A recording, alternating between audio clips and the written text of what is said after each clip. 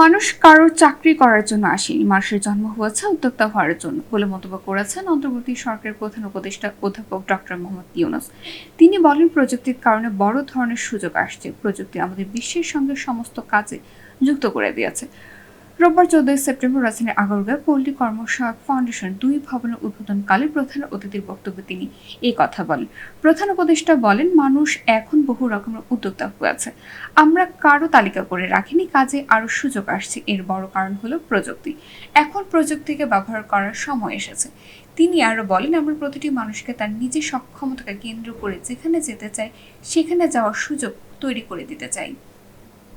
মানুষের জন্ম হয়েছে উদ্যোক্তা হওয়ার জন্য, কাজে সেটার দিকে যেন আমরা যেতে পারি। আমরা সবাইকে সে সুযোগ যেন দিতে পারি যে উদ্যোক্তা হওয়ার সুযোগটা তার আছে। সেই সুযোগটা নিল কিনা।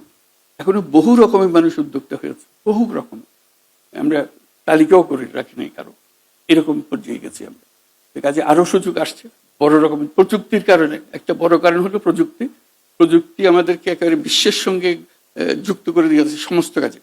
কাজেই সেই প্রযুক্তিকে ব্যবহার করে এখন সময় এসছে যে আমরা প্রতিটি মানুষকে তার সৃজনশীলতাকে কেন্দ্র করে যেখানে যেতে চায় সেখানে যাওয়ার সুযোগ আমরা করে দিতে পারি।